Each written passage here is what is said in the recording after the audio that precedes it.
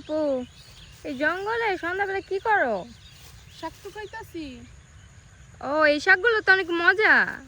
ঘরে তো চাকরি নাই, খাওন নাই, এর লেগে শাক তো খাইতাছি, বুঝছো?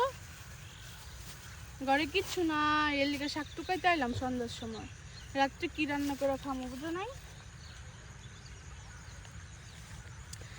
কয়েকদিন ধরে হচ্ছে মানে পাঁচ মিশানো শাক খাইতে ইচ্ছে করতেছিল, এই জন্য এই যে চলে আসছি আমাদের নামার পাড়, যেটা বালুচর বলে। এখানে অনেক বতুয়া শাক হয়ে আছে, এই যে। তারপর হচ্ছে সেচি শাক, তারপরে খেতা শাক বলি আমাদের আঞ্চলিক ভাষায়, মানে সাভারের। তো এগুলো হচ্ছে অল্প কয়েকটা নিয়ে যেতেছি, কারণ মাছ মাংস ভালো লাগে না রোজার সময়। এই জন্য টাটকা টাটকা এই শাকগুলো রান্না করে খাবো।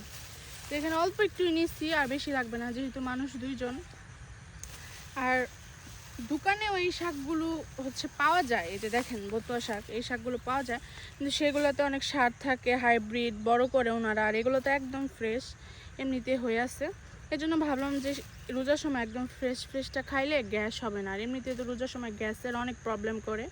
এই জন্য ভাবলাম এই ফ্রেশগুলাই নিয়ে যাই। এই জন্য সব বাসার সব কাজ করে এখন আসছি যে অল্প একটু শাক নেওয়ার জন্য, এই আর কি। কিনে তো খাওয়াই যায়, বাট এইটার স্বাদ আলাদা। তো চলো আরেকটু নিয়ে আমরা চলে যাই।